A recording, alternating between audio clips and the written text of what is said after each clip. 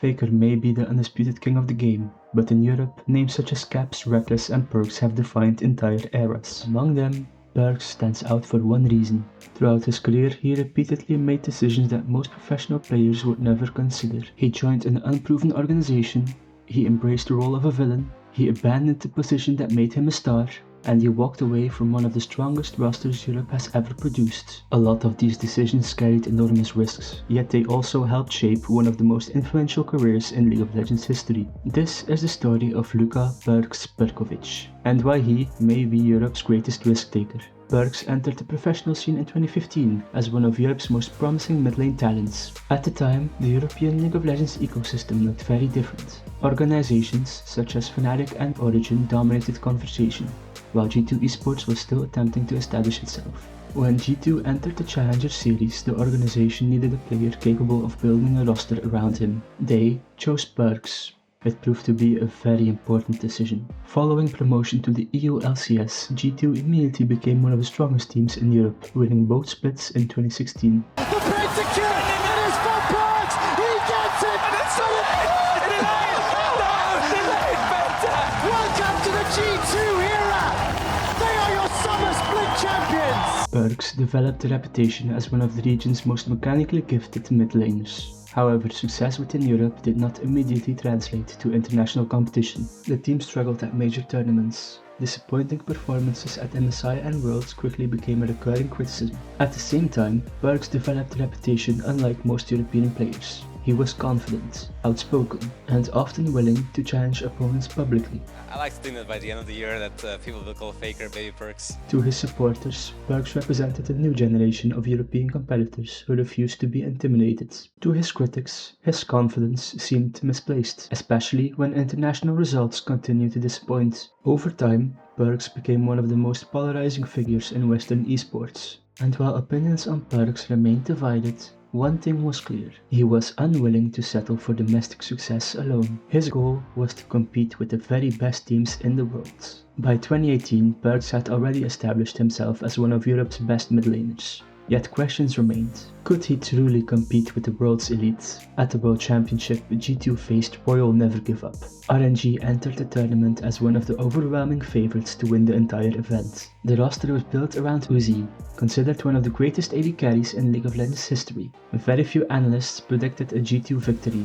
Instead, they witnessed one of the biggest upsets in world history. Led by Perkz, G2 defeated Royal Never Give Up in a dramatic 5-game series. That victory transformed perceptions of both G2 and Perkz. When expectations were at their lowest, the G2 dynasty will be defined by taking down RNG!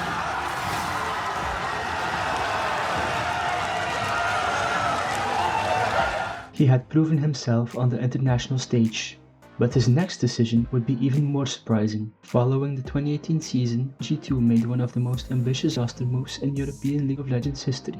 The organization signed Caps. At the time, Caps was widely regarded as the best mid laner in Europe. Immediately, the move created a problem. Perkz was also a mid laner. Most players in that position would have sought opportunities somewhere else. Instead, Perkz chose a different path. He role swapped to AD carry. Role swaps were common in amateur competitions, but swapping from world-class mid laner to professional ADC is an entirely different challenge. The risk was enormous. If the experiment failed, G2 could lose 2 elite mid laners and weaken its roster. If Perkz struggled, his reputation would suffer. Yet once again, he was willing to gamble on himself. That was my idea, right? I was talking to Carlos and I kind of just threw it out there.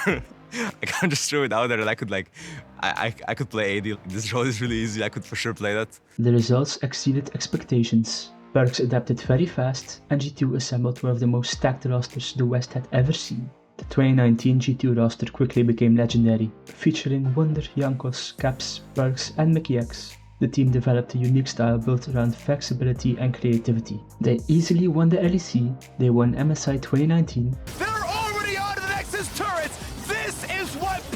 League of Legends looks like, and it comes from Europe, a world record G2 Esports 3-0. Zero will win MSI 2019. And they reached the World Championship final, and although they ultimately fell short against OnePlus Phoenix, their achievements reshaped expectations for the West. For many fans, this remains the greatest Western roster ever assembled, and none of it would have been possible without Perkz' willingness to abandon the role that had defined his entire career. The gamble had finally paid off. I thought I would be winning my first championship as a mid laner, because the role is really OP. But I did it for the greater good of myself and my team, rather than like my own ego. But another major decision was approaching. After spending 2 years as G2's AD carry, he wanted to return to the mid lane. However, G2 had already built its roster around caps. With no place for 2-star mid laners on the same team, Perkz' time in G2 was coming to an end. In November 2020, he joined Cloud9 in the LCS. The circumstances surrounding his departure would remain a topic of debate among fans for years. Some viewed the move as a new opportunity, others believed Perkz had little choice but to leave. It was another significant risk. Success was no longer guaranteed, and while he would win a title in the LCS, the following years proved far less consistent than his time with G2. Stints with Vitality and later Team Heretics produced the same mixed results. For the first time in his career, Perkz found himself outside the peak of Europe's competitive hierarchy, but even as his results became less predictable, the philosophy that defined his career never changed. He continued seeking new challenges, even when safer options existed. Perkz' legacy cannot be measured solely through his trophies. Although he won multiple European championships and an MSI title, those achievements tell only part of the story. The thing that truly distinguishes his career is the willingness to embrace uncertainty. Again and again, Perkz chose the difficult path. He bet on an unproven organization, he carried the pressure of international expectations, he role-swapped at the peak of his career, and he walked away from a championship roster in pursuit of new opportunities. Not every risk succeeded. I just want to be a human again. Yeah. But together, they created one of the most fascinating careers in esports history. And that is why Perkz remains one of the most important players Europe has ever produced. Not simply because he won, but because he was willing to risk everything.